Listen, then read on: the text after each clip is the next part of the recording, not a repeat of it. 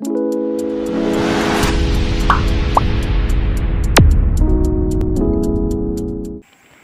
back to our Girly Solution channel for Santamon. तो दिनै जोंनि भिडिअनि गेजेरजों थाखो 9 नि 6.2 निफ्राय सावरायगोन माने थाखो 9 नि चैप्टार 6 नि 6.2 सोंथिनिफ्राय जों 1 नाम्बारनिफ्राय सावरायगोन आरो नैबे चैप्टारनि लाइन्स एन्ड एंगल्स हांखो आरो खनाफोरनि चैप्टारनि पार्ट नाम्बार 5 जागोन। तो नोंथांमोना जुदि प्रिभियास क्लासनि पार्टफोरखौ नायाखैब्ला नायनानै ला आरो प्रिभियास क्लासफोरखौ नायाखैब्ला अबियसलि 6.2 नैखौ जोङो एसे बुजिनाव एसे गोब्राब जागोन आरोना जुदि जोङो बेनि सिगांनि पार्टखौ नायाखैबा बेवहाय जोंना थारबुंथि गायखान्थिफोरखौ जोङो डिसकासन खालामनाय जादों। तो जे गोबाव खालामलासिनो जों स्टार्ट खालामदोंसै आरो मोनसे जोंनिफ्राय मोनसे रिक्वेस्ट जे जोंना 5K जाहां तो अननानै चेनेलखौ जायफ्रा गोदान चेनेलाव फैदों साबस्क्राइब खालामना होबानो जाबाय आरो भिडिअखौ नायनानै बुजिदोंब्ला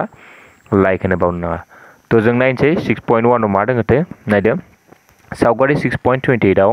x आरो y नि मानखौ दिहुन जायनि जोंनिया सावगारि बेखौ नायदोङो जोंना x आरो नै y नि मानखौ दिहुननो होदों बिनिफ्राय जोंनिया मा होनायदों जे AB पेरेलेल CD माने जोंनिया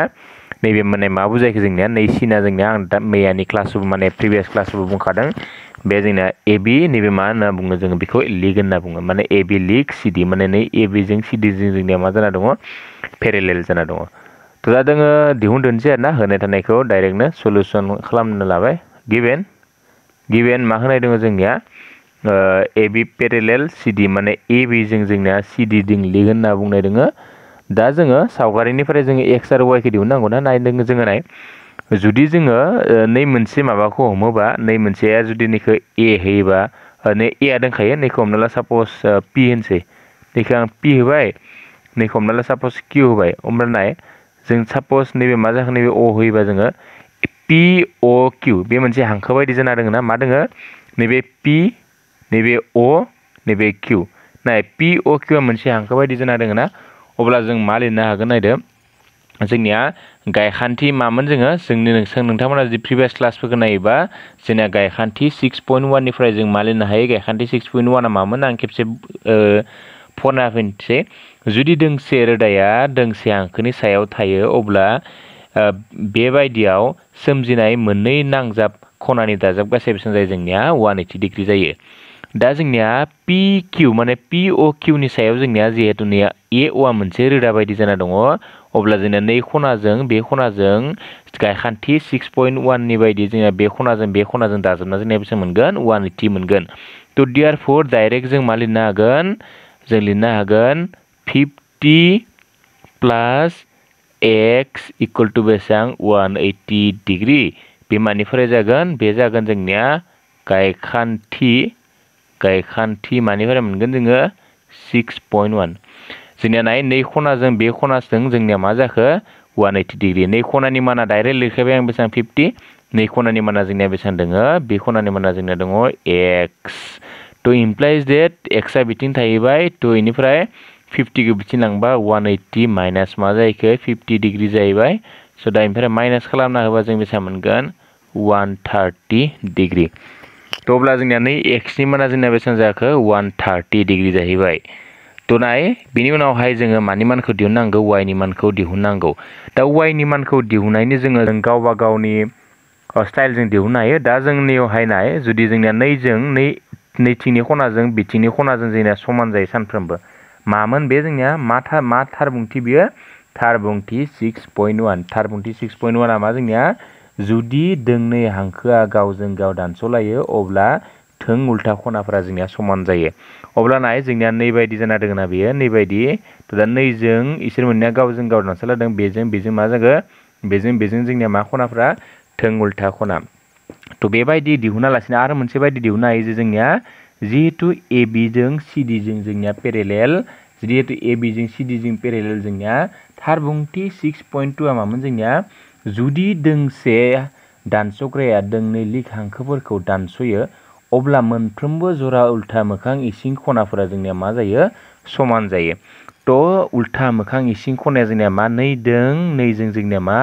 उल्था मोखां इसिं खना दा नै x जों y जों जोंनिया मा जागोन समान जागोन मानोना उल्था मोखां इसिं खना। दा जों जायखिजाया मोनसे दिहुननो हागोन। तो बेवहाय जोङो लिरजागोन नि बायदिबो लिरजागोन देयारफोर मा लिरजागोन जोङो y इक्वल टू मा लिरजागोन जोङो x बो लिरजागोन मानोना जोंनिया मानोना जिहेतु मा थार बुंथि मा लिरजागोन जों बेयाव थार बुंथि 6.2 तो थार बुंथि 6.2 आ मा जोंनिया जुदि मोनसे लिखौ जुदि बे आरो cd खौ लिखौ जुदि जोंना दोंसे हांखो खोन्दोआ जुदि नैबायदि दानसयोबा जोंना उल्था मोखां इसिं खनाफोरा समान जायो अब्ला जोंना नैबे x मोन ना नैबे x मोन नैबे y मोन दा बिसोर मोनना उल्था मोखां इसिं खना नालाय तो बिसोर मोनना समान जाबाय तो अब्ला नायदों x जों y जों समान जाबाय x नि माना बेसेबां 130 बे मा जाखो जोंनिया 130 तो x नि मानाबो जोंनिया y नि मानाबो जोंनिया बेसेबां मोनखो फैयै फैनायाव y नि मानखौबो जों मोनबाय बेसेबां 130 x नि मानाबो जों मोनबाय 130 बेनो जाबाय आन्सारा तो दा जों नेक्स्टखौ नायलायदोंसै तो नायदो नेक्स्टआव मा दङ नेक्स्टआबो सेम बेबायदिनो आरोना एसे कुइसना तो नायदो सावगारि 6.29 आव होनाय दङ आरोना निया सावगारिया बेवहाय होनाय दङ जुदि AB पेरेलेल CD आरो CD पेरेलेल EF पेरेलेल माने जोंनिया लिखौ बुजायदों हा फरसानथांमोन AB लिक CD आरो CD लिक EF आरो जों मा होननाय दङ बेवहाय y/z इक्वल टू 3:7 माने जोंनिया रेशियो होनाय दङ जा जों x खौ दिहुननो नांगौ दा नैबायदि जोंनिया रेशियो होनाय थायोबा जों मिन्थिखागौ y नि भेलुखौ आरो z नि भेलुखौ जोङो हमना लानांगोन मानोना जोंनिया y आरो z नि भेलुआ बेबायदि जोंनिया एक्जेक्टखौ जोंना होनाय थाया आं आगोलनि क्लासफोरावबो बुजायदों जे जोंनिया मिनिमामखौसो जोंनियाव दानला दानसे खालामनानै मिनिमामखौसो लिरना दोनो साप'ज एगेन जुदि बुजायनो थाङोबा नैबायदि आरोना जुदि जोंना a by b इक्वल जोंनिया हमना ला 10 by जुदि 5 थानायमोनबा हमना ला 10 by 5 थाबा बेखौ जों दाननानै माबायदि लिरगोन 10 to the power 10 to 10 5 जों 2 जों सानजाबा जि मोनबाय 5 जों 1 सानजाबा मा 5 खौनो मोनबाय तो बेखौ जों माबायदि लिरना दोनो बेखौ जोङो a/b इक्वल टू मा लिरगोन 2:1 नाय दे बेबायदि जाना दङमोन खिन्थु जोंनिया बै a नि भेलुआ जोंना 2 नङामोन a नि भेलुआ जोंनिया एक्जेक्ट भेलुआ 10 सोमोन दा थिग बिदिनो जोंनिया नैनि y नि भेलुआ 3 नङा तो दा बेखौ जोङो हमना लानांगोन तो देयारफोर हमना लाग्रोनोसै आङो सल्युसन होनाय थानायखौ लिरजागोन गिवन होनाय थानायखौ लिरगोनसै फरसानथामोन गिवन मा होनाय दोङो AB पेरेलेल CD बिनिफ्राय मा CD पेरेलेल EF बेबायदि लिरबाय आरोना तो दा जोङो बेवहाय नियम मानफोरखौ होना लानो हायो दा नैखौ आं होनोसै माबा p होनसै आं बेखौ मा होनसै आङो बेखौ p होबाय नैयाव ओमफ्राय नै बिन्दोखौ हमना ला q होबाय ओमफ्राय नै बिन्दोखौ हमना ला PQ ना नै बिन्दोखौ हमना ला PQR होबाय ओमफ्राय नै बिन्दोखौ हमना ला S होबाय ओमफ्राय नैखौ हमना ला PQRST नै सानखौ मा होखो नैखिनाखौ T होबाय नैखौ मा होखो नैखौ P नैखौ Q नैखौ R बिन्दो नैखौ S बिन्दो नैखिनाखौ मा होखो आङो T नैया नैबायदिखौ नै मोनसे T बिन्दो हमबाय तो नायदो दानियाबा बेखिनाथ' जाबाय बेखिना सावगारि आखिनाखौ लाबानो जाबाय फरसानदामोन नाय नैनि मेथ्सखौ आं जि सावगारिया जिहेतु बुकनिफ्राय आं बेयाव लाबोखादों सावगारिखौ तो आं एक्सट्रा सावगारि आखिना होनाय जायाखै बाट नोंथांमोना नैनि अंक खालामबा मास बे सावगारिखौ आखिना खालामथारनांगोन जुदि सावगारि आखियाबा मार्क्सखौ मोननाय नङाबो जानो हानाय तो देयारफोर लेट हमसै जोङो हमनोसै y इक्वल टू मा हमसै आङो y इक्वल टू 3 एबार बेलेग हमनांगोन 3k हमबाय k होनना हमना लाबाय आङो 3k बिनिफ्राय z इक्वल टू मा हमखो z इक्वल टू 7k जा हमदों k हमबाय बेबो k हमनांगोन बेबो k हमनांगोन x हमोबा बेबो x हमनांगोन खिन्थु जों x मानो हमाखै मानोना जोंनिया अलरेडि x नि मानखौ दिहुननोनो होखादों ओमफ्राय x नि माना मा खालामनांगोन जोङो माने x नि मानखौ जों मा खालामनांगोन दिहुननो नांगोन तो दा बेवहाय जोङो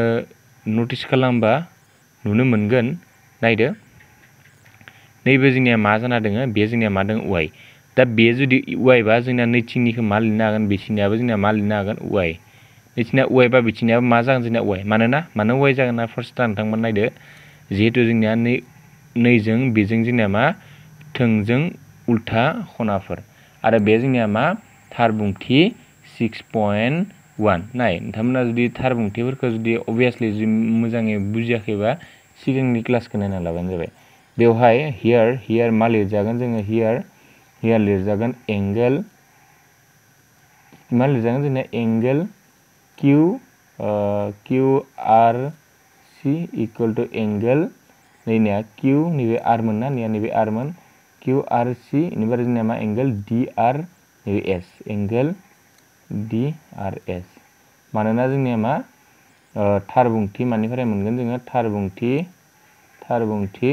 6.1 थार बुंथि 6.1 निफ्राय जों मा मोनखो एंगल नै खनाजों बे खनाजों जोंनिया मा जाबाय समान जाबाय QRC equal to DY DRS निया तो दा अगेन जों आरोबाव मा लिरनो हायो आरो जों मा लिरनो हायो जों मिथिगौ बे जोंनिया मामोन जे जोंनिया थार बुंथि जों जुदि आगोलनि जुदि दिनैनि प्रिभियास जुदि जों क्लासखौ नायोबा जोंनिया मामोन थार बुंथि 6.4 निफ्राय जों मा लिरनो हायो जुदि मोनसे दानसग्राया मा होनो बेयो दोंनै लिक हांखोफोरखौ दानसयो अब्ला दानसग्रानि एखे फारसेथिं थानाय मोनफ्रोम जरा इसिं खनाफोरा मा जायो जोंना जाफुंमा खना जायो अब्ला नाय बेवहाय नोंथांमोना नुनो मोनगोन बेवहाय नायदोनिया जेहेतु नैबे जोंनिया मा मोनखो बेखौ जों y मोनबायना फर्स्ट सानदोंमोन नैबे मा मोनखो जोंनिया z दा नैबे जेहेतु जोंनिया CD जों EF जों जोंनिया जेहेतु लिक बेनिखायनो जोंनिया नैजों आरो बेजों मा जागोन दाजाबनाया जोंनिया फारसे एखे फारसेथिं थानाय खनाफोरनि दाजाब गासै जोंनिया बेसेबां जायो जाफुंमा खना सिगांनि पार्टखौ नायनानै लाबानो जाबाय जाफुंमा खनाखौ माने 6.4 थार बुंथिखौ आं माबायदि बुजायदोंमोन तो अब्ला जों मा लिरनो हागोन एंगल मा लिरनो हागोन एंगल D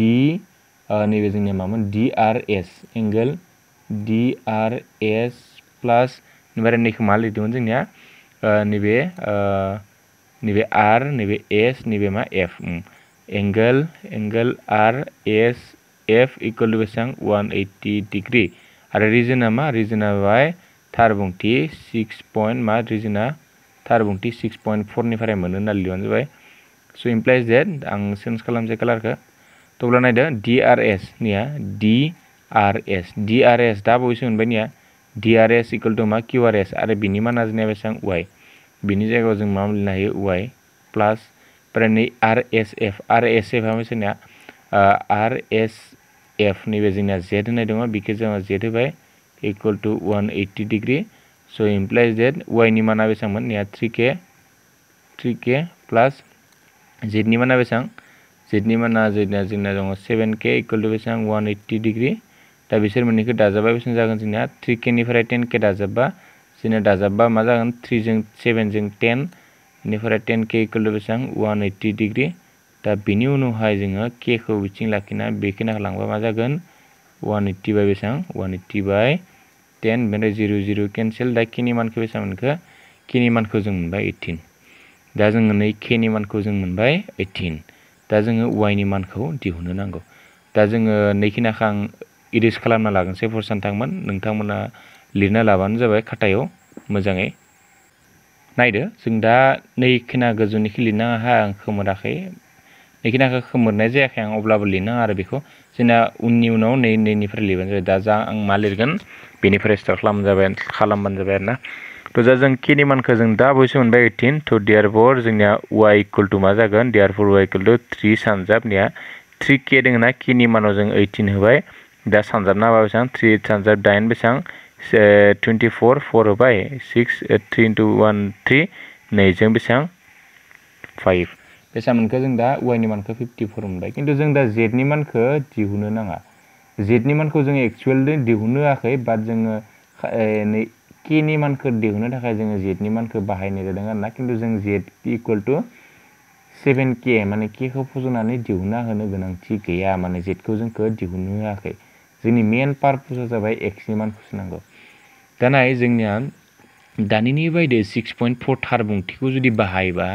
जिहेतु जोंनिया नै AB जों नै CD जों जिहेतु जोंनिया लिक जायो अब्ला जोंनिया बिनि एखे फारसेथिं थानाय मोनफ्रोम जरा इसिं खनाफोरा जाफुंमा खना अब्ला जोंना नै x जों y जों दाजाबना जिहेतु बिसोर मोननैया एखे फारसेथिं थानाय इसिं खना बिसोर मोननैया मा जागोन जोंनिया जाफुं खना जागोन तो देयरफोर सावगारिनिफ्राय मोनो जों मा लिरजागोन सावगारिनिफ्राय मोनो सावगारिनिफ्राय जों मा मोनगोन x plus y equal to बेसेबां जोंनिया 180 डिग्री माने मा थार बुंथि 6.4 निउ लिरना होबानो जाबाय थार बुंथि 6.4 निफ्राय मोनो होननानै आं 6.4 आन्था लिरबाय आरोना सर्टकाटआव तो इमप्लाइज दैट x आथ' x जाबाय y नि माना जोंना दा बयसे मोनबाय निया 54 इक्वल टू बेसां 180 degree so implies that x equal to 180 minus 54 so दा बेखौ दांख'बा बेसां मोनगोन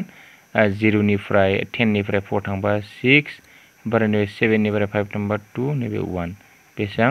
x नि माना जों मोनबाय 126 डिग्री तो दा गोबाव खालामालासिनो नेक्स्ट क्वेश्चन सावरायदोनसै नायदो एबारना 3 नाम्बार फैलायबाय तो 3 नाम्बाराव मा दङ सावगारि 6.30 आव जुदि AB पेरेलेल CD जोंनिया मा होनाय दङ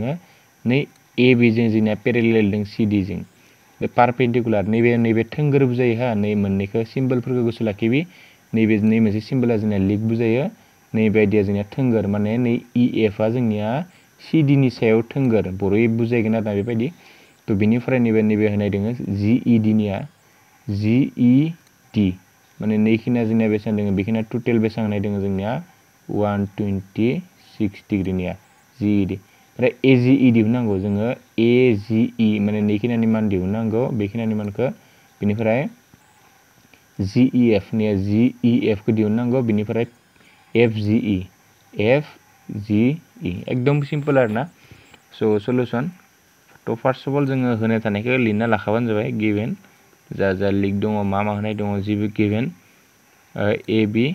पेरेलेल CD बिनिफ्राय EF परपेंडिकुलर CD दाना जेहेतु EF आ परपेंडिकुलर CD जाबाय जोंनिया नै FED आ जोंना 90 डिग्री जागोन नैबे सो देयरफॉर मा जागोन एंगल FED इक्वल टू बेसेबां डिग्री 90 डिग्री जाबाय ओमफ्राय आरो मा होनाय दङ जोंनिया होनाय दङ GED इक्वल टू बेसेबां होनाय दङ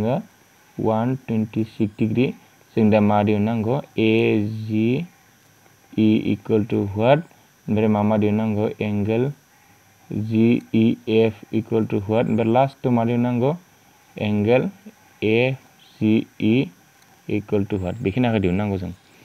तो दा जोङो सापोज जों फार्स्ट अफ अल नैखौ खालामनाय नाय जोंनिया जिहेतु मोननै जिहेतु जोंनिया नै AB जों CD जों जोंनिया मा लिग नालाय तो बेनिखाय जोंनिया नै जुदि जोंनिया GE आ जुदि मोनसे हांखो खोन्दो जायोबा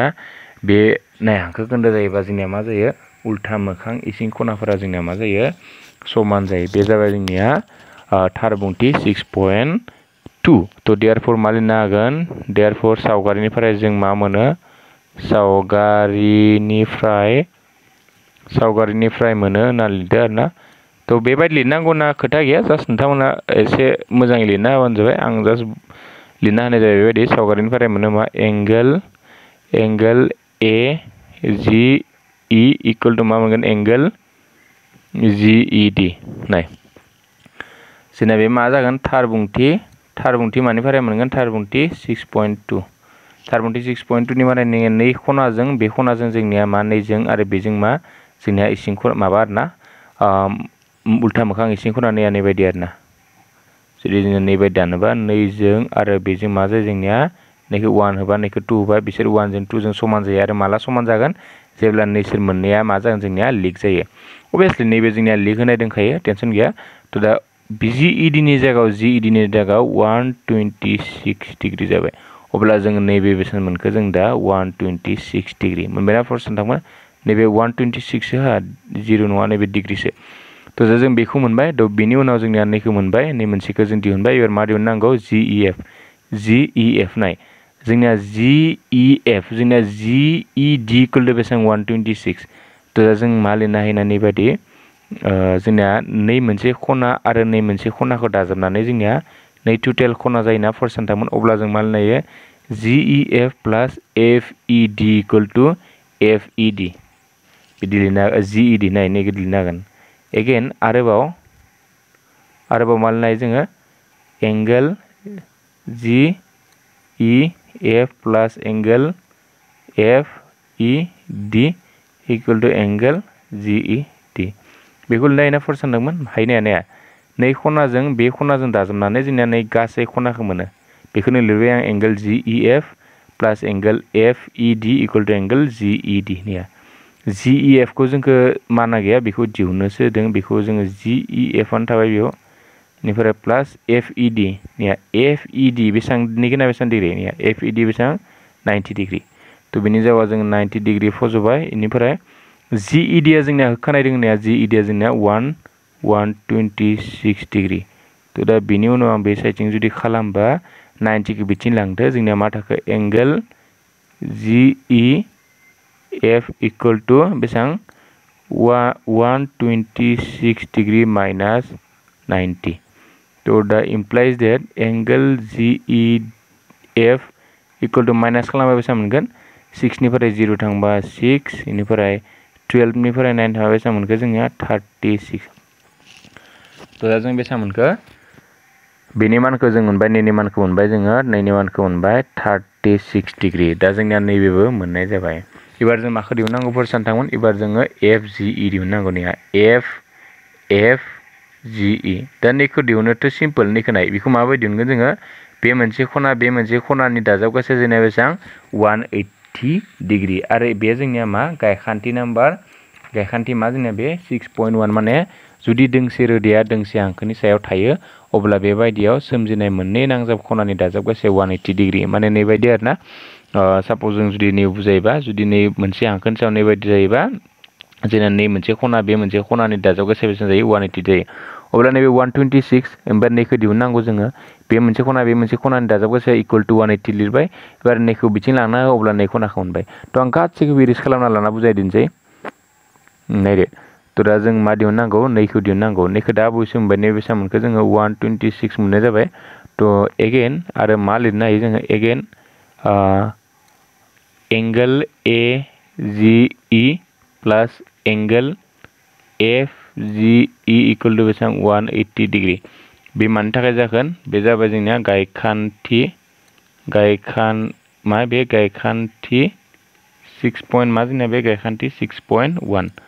तो implies that नै AGE खौ 126 दानि बावैसो मोनबाय बेनिफ्राय FGE खौ जों मिन्थिया बेखौ दिहुननांगोन 180 degree so implies that FGE equal to 180 degree minus 126 degree so implies that FGE equal to दानख'दो दा 10 निफ्राय 6 थांबा 4 but 7 निफ्राय 5 2 थांबा 5 बेसेबां मोनखो जों दा इखो 54 डिग्री भिडिअनि गेजेरजों बेखिनिखौनो खालामनाय जाबाय तो नेक्स्ट भिडिअ जों थाबैनो लोगो मोनफिनगोन होनना आसा खालामना बे भिडिअनिफ्राय बिदाय लानाय जाबाय तो गोजोन्थों फरायसा नोंथांमोन बाय बाय